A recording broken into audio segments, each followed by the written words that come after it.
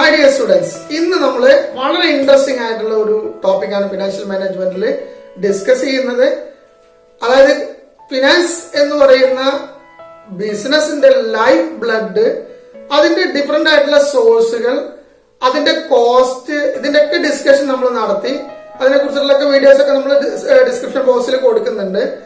ഈ ഡിസ്കഷനിൽ നമ്മൾ through out ഉപയോഗിക്കുന്ന ഒരു ടേമാണ് ക്യാപിറ്റൽ സ്ട്രക്ചർ എന്ന് പറയുന്നത്.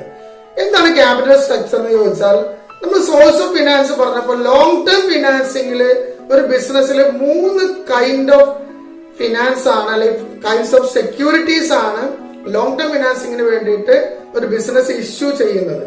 അതായത് ആ സെക്യൂരിറ്റീസ് ഒന്ന് ഓണേഴ്സിന്റെ ഫണ്ടായിട്ടുള്ള ഇക്വിറ്റി ഷെയർസും, രണ്ടാമത്തത് ഒരു ഫിക്സഡ് റേറ്റ് ഓഫ് ഡിവിഡൻഡ് കൊടുക്കുന്ന പ്രിഫറൻസ് ഷെയർസും, മൂന്നാമത്തത് ഏറ്റവും പ്രധാനപ്പെട്ട നമ്മൾ ഈ ത്രൂഔട്ട് ഇനി ഡിസ്കസ് ചെയ്യാൻ പോകുന്ന ഡെപ്റ്റ് ക്യാപിറ്റലുമാണ്. ഡെപ്റ്റ് ക്യാപിറ്റൽ എന്ന് പറഞ്ഞാൽ ഡിബഞ്ചർ, ലോങ് ടൈം ലോൺ പോലെയുള്ള ക്യാപിറ്റൽ, അതിനെയാണ് നമ്മൾ ഡെപ്റ്റ് എന്ന് പറയുന്നത്.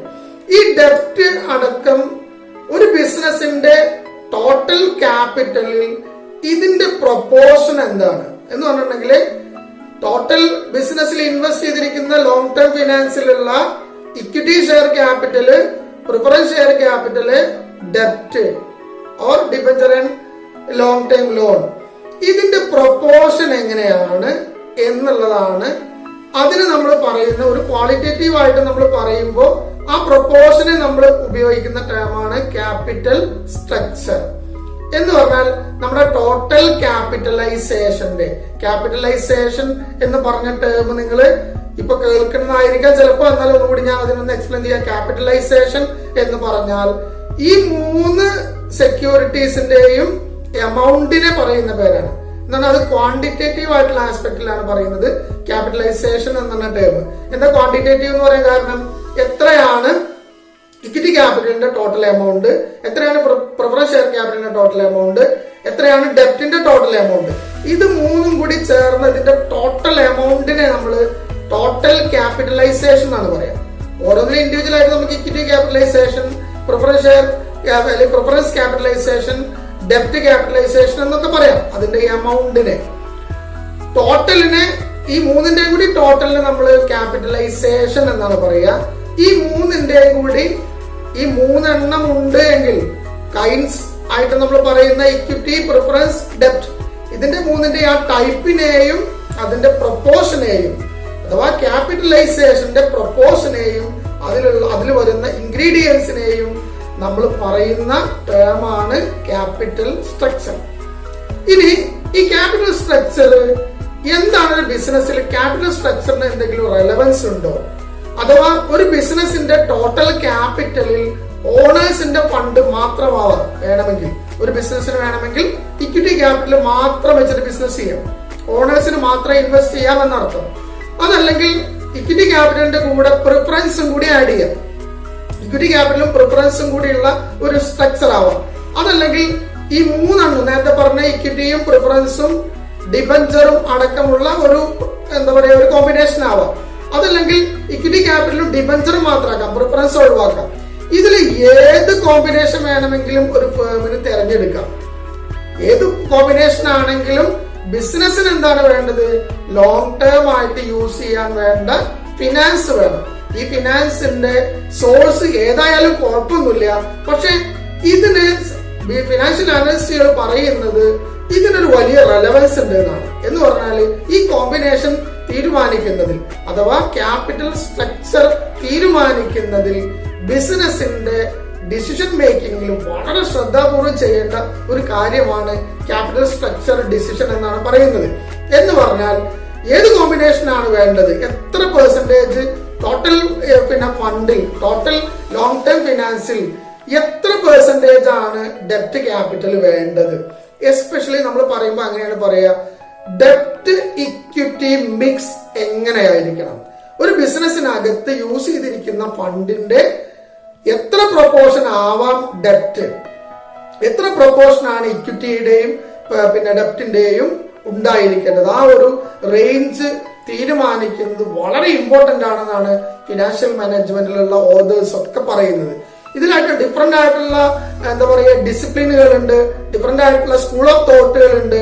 അതിനൊക്കെ നമ്മൾ ഫർദർ ഡിസ്കസ് ചെയ്യുന്നുണ്ട്. അപ്പൊ ഇന്നിപ്പോ നമ്മൾ പറയുന്നത് ഇതിന്റെ ഈ മിക്സിന്, ഈ പറഞ്ഞ ക്യാപിറ്റൽ സ്ട്രക്ചർ മിക്സില് എത്ര പ്രൊപ്പോർഷൻ ആണ് ഡെപ്റ്റ് ക്യാപിറ്റൽ ഉപയോഗിക്കേണ്ടത്, അത് ഉപയോഗിക്കുന്നത് വളരെ എന്താ പറയാ കണ്ണിങ് ആയിട്ട്, നമ്മൾ സാധാരണ പറയുന്ന നാടൻ യൂസേജ് പറഞ്ഞാൽ വളരെ കണ്ണിങ് ആയിട്ടാണ് യൂസ് ചെയ്യാന്നാണ് പറയാ. ആ യൂസേജിനെ നമ്മള് ബിസിനസ്സിൽ ഉപയോഗിക്കുന്ന ടേമാണ് ലിവറേജ് എന്ന് പറയുന്നത്. ലിവറേജ് എന്നുള്ള ടേം നിങ്ങൾ പക്ഷെ കേട്ടിട്ടുണ്ടാവും. ഫിസിക്സിൽ സാധാരണ പറയുന്ന വാക്കാണ് ലിവറേജ് എന്ന് പറയുന്നത്. പക്ഷെ ഫിനാൻസിലെ ലിവറേജ് എന്ന് പറഞ്ഞാൽ ഫിസിക്സിൽ നമ്മൾ ഉപയോഗിക്കുന്നത് ഇപ്പൊ ഒരു ഭാരം, ഒരു വലിയ കല്ല് നമുക്കൊരു ഭാഗത്ത് നിന്ന് നീക്കണമെങ്കിൽ നമ്മളെ കൈ കൊണ്ട് നമ്മൾ സെൽഫായിട്ട് നമ്മൾ അതിനകത്ത് എന്താ പറയാ തള്ളി വിടുമ്പോൾ അതിന് നമ്മൾ ഒരുപാട് എനർജി ഉപയോഗിക്കേണ്ടി വരും. തന്നെയല്ല ചിലപ്പോൾ അത്ര റിസൾട്ട് ഉണ്ടായിക്കോണമെന്നില്ല, അത് നീങ്ങി പൊക്കോണമെന്നില്ല. നേരെ പക്ഷെ നമ്മളൊരു ലിവർ ഉപയോഗിക്കുകയാണെന്ന് വെച്ചാൽ, ഒരു കമ്പിപ്പാറ ഉപയോഗിച്ചാണ് അത് തള്ളി മാറ്റുന്നതെങ്കിൽ നമ്മൾ ലിറ്റിൽ എഫേർട്ട് എടുത്തിട്ട് വലിയ റിസൾട്ട് ഉണ്ടാക്കാൻ പറ്റുമെന്നാണ് പറയുക. അതാണ് ഫിസിക്സിലുള്ള ലിവറേജ് എന്ന് പറയുന്നത്. എന്ന് പറഞ്ഞാൽ ആ പാര ഉപയോഗിക്കുമ്പോൾ നമ്മുടെ ഭാരം കുറച്ച് കൊടുത്താൽ പോലും എന്ത് ചെയ്യാൻ പറ്റും, ആ ലിവറേജിന്റെ എഫക്റ്റ് ഉണ്ടാകും എന്നാണ് പറയുക.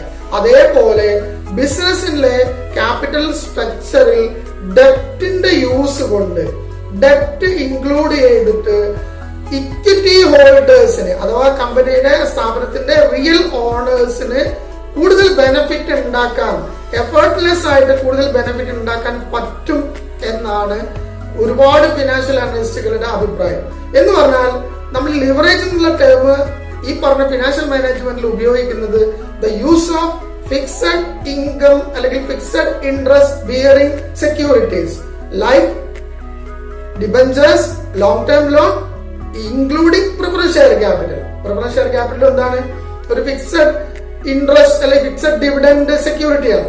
ഈ fixed interest bearing securities or fixed income bearing securities total capital സ്ട്രക്ചറിൽ യൂസ് ചെയ്യുന്നതിനെ, അല്ലെങ്കിൽ ആ മിക്സില് ടോട്ടൽ ക്യാപിറ്റൽ സ്ട്രക്ചറിന്റെ മിക്സിൽ ഈ പറയുന്ന ഫിക്സഡ് ഇൻകം ബിയറിംഗ് സെക്യൂരിറ്റീസിന്റെ പ്രസൻസിനെ നമ്മൾ പറയുന്ന പേരാണ് ഫിനാൻഷ്യൽ ലിവറേജ് എന്നാണ് അതിനെ പറയാ.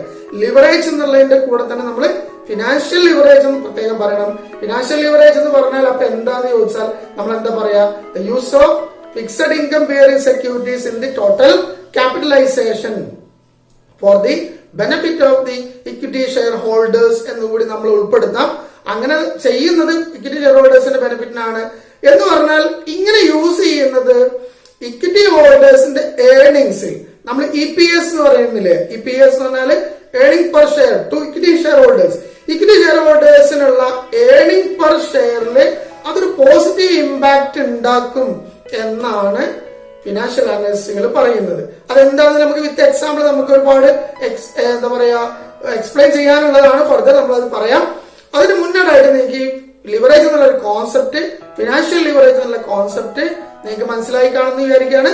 ഫിനാൻഷ്യൽ ലിവറേജ് എന്ന് പറഞ്ഞാൽ ടോട്ടൽ ക്യാപിറ്റൽ സ്ട്രക്ചറിൽ ഡെപ്റ്റ് ക്യാപിറ്റലിന്റെ പ്രൊപ്പോർഷൻ അല്ലെങ്കിൽ ഡെപ്റ്റ് ക്യാപിറ്റലിന്റെ യൂസിനെയാണ് നമ്മൾ ഫിനാൻഷ്യൽ ലിവറേജ് എന്ന് പറയുന്നത്. എന്ന് പറഞ്ഞാൽ ടോട്ടൽ ക്യാപിറ്റലൈസേഷനിൽ ഡെപ്റ്റും കൂടി ഉപയോഗിക്കുക എന്നുള്ളതാണ്. ഇനി നമുക്കതൊരു എക്സാമ്പിളിലൂടെ നമുക്ക് എന്താണ് ഈ ഫിനാൻഷ്യൽ ലിവറേജിന്റെ ഇമ്പാക്ട് എന്താണ്, EPSൽ അതുണ്ടാക്കുന്ന മാറ്റം എന്താണ് എന്ന് നമുക്ക് ഒരു എക്സാമ്പിളിലൂടെ നമുക്ക് എന്ത് ചെയ്യാറുണ്ട്, പരിശോധിക്കാറുണ്ട്. ഞാൻ അതിന്റെ എക്സാമ്പിൾ ഇവിടെ ഇടാം, ഷെയർ ചെയ്യാം. ലിവറേജിന്റെ ഇമ്പാക്ട് എക്സ്പ്ലെയിൻ ചെയ്യാൻ വേണ്ടി ഒരു എക്സാമ്പിൾ പറയുകയാണ്. ഒരു കമ്പനിയിൽ 10,000 ഇക്വിറ്റി ഷെയർസ് ആണുള്ളത്. 100 രൂപയുടെ 10,000 ഇക്വിറ്റി ഷെയർസ്. ഇപ്പൊ നിലവിലുള്ള ക്യാപിറ്റൽ സ്ട്രക്ചറിൽ ഇക്വിറ്റി മാത്രമേ ഉള്ളൂ.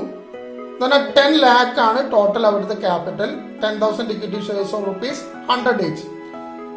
ഫോർ ദ എക്സ്പാൻഷൻ പർപ്പസ് അവർക്ക് എക്സ്പാൻഡ് ചെയ്യാൻ വേണ്ടിയിട്ട് അവർക്ക് എന്ത് വേണം, ₹10 lakh. അഗെയിൻ ഒരു 10 lakh കൂടി അവർക്ക് വേണം. അപ്പൊ അവര് 50% ടാക്സ് ബ്രാക്കറ്റിലാണ്, 50% അവർ ടാക്സ് കൊടുക്കുന്നത്. അവർ പറയുന്നത്, ചോദിക്കുന്നത്, നമ്മളോട് സജസ്റ്റ് ചെയ്യാൻ as a financial management student അവർ നമ്മളോട് ആവശ്യപ്പെടുന്നത് 3 ഓപ്ഷൻ അവർക്കുണ്ട്.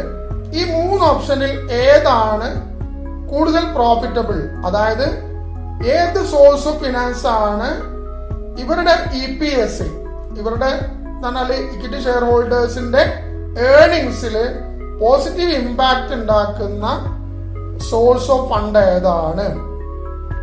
അവര് പുതിയതായിട്ട് EBIT അഥവാ earning before interest and tax, അവരുടെ ഏർണിങ്സ്, ടോട്ടൽ ഏർണിങ്സ്, ഇൻട്രസ്റ്റും ടാക്സും പേ ചെയ്യുന്നതിന് മുന്നേ ഉള്ള ഏർണിങ്സ് അവർ എക്സ്പെക്ട് ചെയ്യുന്നത് 2,50,000 ആണ്. അപ്പോൾ 3 ഓപ്ഷനാണ് അവർക്കുള്ളത്. ഒന്നുകിൽ അവർക്ക് എന്ത് ചെയ്യാം, ഈ 10 lakhന് 10,000 shares of ₹100 each equity shares, 10,000 equity shares again അവർക്ക് ഇഷ്യൂ ചെയ്യാം. അപ്പൊ എന്താവും, നിലവിൽ 10,000 ഇക്വിറ്റി ഷെയർസ് ഉണ്ട്, ടോട്ടൽ 20,000 ഇക്വിറ്റി ഷെയർസ് ആവും. അതല്ലെങ്കിൽ അവർക്ക് 10,000 പ്രിഫറൻസ് ഷെയർസ് 8% ഡിവിഡൻഡ് കൊടുക്കുന്ന പ്രിഫറൻസ് ഷെയർസ് അവർക്ക് എന്ത് ചെയ്യാം, കൊടുക്കാം, ഇഷ്യൂ ചെയ്യാം. അല്ലെങ്കിൽ 8% ഇൻട്രസ്റ്റ് കൊടുക്കുന്ന ഡിബഞ്ചേഴ്സ് ഇഷ്യൂ ചെയ്യാം. ഈ 3 മാർഗങ്ങളായാലും അവർക്ക് എന്താണ് കിട്ടുക, 10 lakh ആണ് അവർക്ക് ഇഷ്യൂ ചെയ്തിട്ട് അവർക്ക് റേസ് ചെയ്യേണ്ട ഫണ്ട്. ഇത് ഏതാണ് കൂടുതൽ പ്രോഫിറ്റബിൾ എന്നുള്ളത് നമുക്ക് ഒന്ന് ചെക്ക് ചെയ്ത് നോക്കാം. നമുക്കതിന് വെച്ചിട്ട് ഒരു ചാർട്ട് പ്രിപ്പയർ ചെയ്യാം. ആ ചാർട്ടിൽ കാണുന്നത് നിങ്ങൾ നോക്കുക. 3 സോഴ്സ് ഓഫ് ഫണ്ടിനും നമ്മൾ ഓരോ കോളം പ്രൊവൈഡ് ചെയ്യുന്നുണ്ട്. ഓൾ ഇക്വിറ്റി ആണെങ്കിൽ, അഥവാ നിലവിൽ ഇക്വിറ്റി ഷെയർസ് ആണ് ഉള്ളത്, പുതിയതായിട്ട് നമ്മൾ ഇഷ്യൂ ചെയ്യുന്നതും ഇക്വിറ്റി ഷെയർസ് തന്നെ ആണ് എങ്കിൽ എന്തായിരിക്കും EPS ഉണ്ടാവുക? അതല്ല നമ്മൾ ഇക്വിറ്റിയുടെ കൂടെ ഡെപ്റ്റ് ആണ് ഓപ്റ്റ് ചെയ്യുന്നതെങ്കിൽ, ഡെപ്റ്റ് എന്ന് പറഞ്ഞിട്ടുണ്ടെങ്കിൽ ഡിബഞ്ചർ ആണ് ഓപ്റ്റ് ചെയ്യുന്നതെങ്കിൽ എന്തായിരിക്കും EPS ഉണ്ടാവുക? അതല്ലെങ്കിൽ പ്രിഫറൻസ് ഷെയർ ക്യാപിറ്റൽ ആണ് നമ്മൾ 8% ഡിവിഡൻഡ് കൊടുക്കുന്ന പ്രിഫറൻസ് ഷെയർ ക്യാപിറ്റൽ ആണെങ്കിൽ എന്തായിരിക്കും EPS? നമുക്ക് നോക്കി നോക്കാം. അപ്പൊ അതിൽ നമ്മൾ കാൽക്കുലേഷനിൽ ശ്രദ്ധിക്കേണ്ടത് ഈ EBIT എന്ന് പറഞ്ഞാൽ earning before interest and tax ആണ്. അതായത് ഇക്വിറ്റി ഷെയർ ഹോൾഡേഴ്സിന്റെ ഏർണിങ്സ് എന്ന് പറഞ്ഞാല് ഇൻട്രസ്റ്റും ടാക്സും അതേപോലെ പ്രിഫറൻസ് ക്യാപിറ്റൽ ഉണ്ടെങ്കിൽ പ്രിഫറൻസ് ക്യാപിറ്റലിന്റെ ഡിവിഡൻഡും കൊടുത്തതിന് ശേഷമുള്ള ഏർണിങ്സ് ആണ് ഇക്വിറ്റി ഷെയർ ഹോൾഡേഴ്സിന്റെ ഏർണിങ്സ്. അപ്പൊ നമ്മൾ ഈ 3 കേസിലും നമ്മൾ സെപ്പറേറ്റ് ഇത് കണ്ടു നോക്കുകയാണ്. നമ്മൾ ആദ്യത്തെ കേസ് ഓൾ ഇക്വിറ്റി ആണെച്ചാൽ എങ്ങനെ ഉണ്ടാവുക നോക്കി നോക്കാം. ഓൾ ഇക്വിറ്റി ആണെങ്കിൽ നമ്മൾ 2,50,000 ആണ് നമ്മൾ EBIT. ഓൾ ഇക്വിറ്റി ഫോമിൽ എന്തില്ല, ഇൻട്രസ്റ്റ് ഇല്ല. കാരണം ഡിബഞ്ചർ നമ്മൾ ഉൾപ്പെടുത്താത്ത കേസാണ് നമ്മൾ പറയുന്നത്, എക്സാമ്പിൾ ആണ് പറയുന്നത്. ഡിബഞ്ചർ ഇല്ലെങ്കിൽ ഇൻട്രസ്റ്റ് ഉണ്ടാവില്ല, ഡിബഞ്ചർ ഉണ്ടാവുമ്പോഴാണ് എന്തുണ്ടാവുന്നത്, ഇൻട്രസ്റ്റ് ഉണ്ടാവും. ഇവിടെ ഡിബഞ്ചർ ഇല്ല, അപ്പൊ നമ്മൾ നില്ലാണ്. ഇവിടെ ഡിബഞ്ചർ ഉണ്ട്. രണ്ടാമത്തെ കേസ് നമ്മൾ ഓപ്റ്റ് ചെയ്തിരിക്കുന്നത് ഡെപ്റ്റും ഇക്വിറ്റിയും കൂടി ഉള്ള മിക്സ് ആണ്. അപ്പൊ 10 lakh ആണ് നമ്മൾ പുതിയതായിട്ട് റേസ് ചെയ്യുന്ന ഡിബഞ്ചർ എന്ന് പറയുന്നതിന്റെ എമൗണ്ട്. 10 lakhന്റെ 8% ആണ് ഇൻട്രസ്റ്റ്, ദാറ്റ് ഈസ് 80,000 ആണ് ഇൻട്രസ്റ്റ് വരിക. മൂന്നാമത്തെ കേസിൽ നമ്മൾ പ്രിഫറൻസ് ഷെയർ ക്യാപിറ്റൽ ആണ്, അപ്പൊ അവിടെ ഇൻട്രസ്റ്റ് ഉണ്ടാവില്ല. അപ്പൊ ഫസ്റ്റ് സ്റ്റെപ്പിൽ നമ്മൾ ഇൻട്രസ്റ്റ് മൈനസ് ചെയ്താൽ, EBITയിൽ നിന്ന് ഇൻട്രസ്റ്റ് മൈനസ് ചെയ്താൽ 2,50,000 ആണ് ഒന്നാമത്തെ കേസിൽ, അഥവാ ഇക്വിറ്റി ആണ് നമ്മൾ ഇഷ്യൂ ചെയ്യണതൊക്കെ ഉണ്ടാവുക.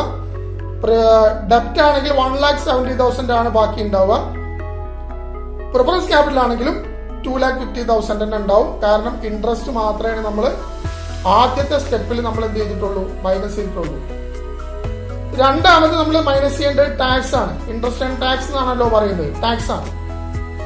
ടാക്സ് നമ്മൾ ആദ്യത്തെ കേസിൽ 50% ആണ് നമ്മൾ ടാക്സ് ബ്രാക്കറ്റ് പറഞ്ഞിരിക്കുന്നത്. അപ്പൊ നേർപകുതി, ആദ്യത്തെ കേസിൽ നേർപകുതി 1,25,000 ആണ്, ബാക്കി 1,20,000 ഉണ്ടാവും ഏർണിംഗ് ആഫ്റ്റർ ടാക്സ്. ഇവിടെ 85,000 ആണ്, 1,70,000യുടെ പകുതി 85,000 ആണ്. ഇവിടെയും 1,25,000 തന്നെയാണ്. അപ്പോ ഏർണിംഗ് ആഫ്റ്റർ ടാക്സ് എന്ന് പറഞ്ഞത് 1,25,000 ആണ് ആദ്യത്തേല്, രണ്ടാമത്തേല് 85, മൂന്നാമത്തേത് 1,25,000 ആണ്. ഇനി നമ്മൾ മൂന്നാമത്തെ സ്റ്റെപ്പിൽ ചെയ്യുന്നത് പ്രിഫറൻസ് ഡിവിഡൻഡ് നമ്മൾ എന്ത് ചെയ്തിട്ടില്ല, കണക്കാക്കിയിട്ടില്ല. അവസാനത്തെ കേസിൽ മാത്രമേ പ്രിഫറൻസ് ഉള്ളൂ. ആദ്യത്തേല് നമ്മൾ ഇക്വിറ്റി ആണെന്നാണ് നമ്മൾ കണക്കാക്കിയിട്ടില്ല, ഇതുവരെ നമ്മൾ ഒന്നും മൈനസ് ചെയ്തിട്ടില്ല, ടാക്സ് മാത്രമേ മൈനസ് ചെയ്തിട്ടുള്ളൂ. രണ്ടാമത്തേല് നമുക്ക് ഇവിടെ ഡിവിഡൻഡ് വരുന്നതില്ല, കാരണം അവിടെ ഡെപ്റ്റ് ആണ് നമ്മൾ എടുത്തിരിക്കുന്നത്, ഡെപ്റ്റ് ആണ് നമ്മുടെ ഓപ്ഷൻ കൊടുത്തിരിക്കുന്നത്. മൂന്നാമത്തേലാണ് നമ്മുടെ പ്രിഫറൻസ് ഷെയർ ക്യാപിറ്റൽ വരുന്നത്. 8% ആണ് അവരുടെയും ഡിവിഡൻഡ് നമ്മൾ കണക്കാക്കിയത്. അപ്പോൾ 8% എന്ന് പറഞ്ഞാൽ 10 lakhന്റെ 8% അഗൈൻ 80,000 തന്നെയാണ്. അത് മൈനസ് ചെയ്ത് കഴിഞ്ഞാൽ ആദ്യത്തേൽ മാറ്റമൊന്നുമില്ല, 1,25,000 ആണ് earning after tax and dividend എല്ലാം കഴിഞ്ഞ് ഇക്വിറ്റി ഹോൾഡേഴ്സിനുള്ള ഏർണിങ്സ് ഇപ്പോൾ ഇവിടെ ആദ്യത്തെ കേസിൽ എത്രയാണ്? 1,25,000 ആണ്. രണ്ടാമത്തേൽ 85,000 ആണ് ഇക്വിറ്റി ഹോൾഡേഴ്സിന് ഏർണിംഗ്സ് ഉണ്ടാവുക. മൂന്നാമത്തേൽ 45,000 ആണ് ഇക്വിറ്റി ഹോൾഡേഴ്സിന് ടോട്ടൽ ഏർണിംഗ്സ് ഉണ്ടാവുക. ഇനി നമ്മൾ ഇതിനെ EPS ആക്കി മാറ്റണം. EPS എന്നാൽ ഏർണിംഗ് പെർ ഷെയർ ആക്കി മാറ്റണം. ഇക്വിറ്റി ഹോൾഡേഴ്സിനുള്ള ടോട്ടൽ ഏർണിംഗ്സ് ആണ് ആദ്യത്തേൽ 1,25,000, രണ്ടാമത്തേൽ 85,000, മൂന്നാമത്തേൽ 45,000. ഇനി നമ്പർ ഓഫ് ഇക്വിറ്റി ഷെയർസ് കൊണ്ട് ഡിവൈഡ് ചെയ്യാം. അതിൽ ഒന്നാമത്തെ കേസിൽ നമ്പർ ഓഫ് ഇക്വിറ്റി ഷെയർസ് എത്രയായിരിക്കും? 20,000 ആയിരിക്കും. എന്താ കാരണം? നിലവിൽ 10,000 ഇക്വിറ്റി ഷെയർസ് ഉണ്ടായിരുന്നു. പുതിയതായിട്ട് നമ്മൾ 10,000 ഇക്വിറ്റി ഷെയർസും കൂടി ഇഷ്യൂ ചെയ്യുന്ന കേസാണ് നമ്മൾ ആദ്യത്തെ ഓപ്ഷൻ എടുത്തത്. അപ്പൊ ടോട്ടൽ എത്ര ഉണ്ടാവും? 20,000 ഇക്വിറ്റി ഷെയർസ് ഉണ്ടാവും.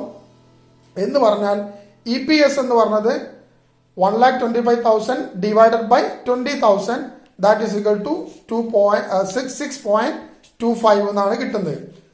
നിങ്ങൾ നേരെ കാണുന്നുണ്ടാവും. ഓൾ ഇക്വിറ്റി ആണ്, നമ്മൾ ഇക്വിറ്റി ആണ് പുതിയതായിട്ട് ഇഷ്യൂ ചെയ്യുന്നത് 10 lakhന് വേണ്ടിയിട്ടെങ്കിൽ 6.25 ആയിരിക്കും EPS ഉണ്ടാവുക. രണ്ടാമത് നമ്മൾ ഡെപ്റ്റ് ആണ് ഓപ്റ്റ് ചെയ്യണമെങ്കിൽ എന്താണ് EPS ഉണ്ടാവുക നോക്കുക. 85,000 ആണ് ടോട്ടൽ ഏർണിങ്സ്. അവിടെ ഷെയർസ്, നമ്പർ ഓഫ് ഷെയർസ് എത്ര ഉണ്ടാവുള്ളൂ? 10,000 തന്നെ ഉണ്ടാവുള്ളൂ. കാരണം പുതിയതായിട്ട് നമ്മൾ പുതിയ ഇക്വിറ്റി ഷെയർ ഇഷ്യൂ ചെയ്തിട്ടില്ല. ഡെപ്റ്റ് ക്യാപിറ്റലാണ് നമ്മൾ അതിൽ എടുത്തത്. അപ്പൊ ഇക്വിറ്റി നമ്പർ ഓഫ് ഇക്വിറ്റി ഷെയർസിൽ മാറ്റില്ല, 10,000 തന്നെ ഉണ്ടാവുള്ളൂ.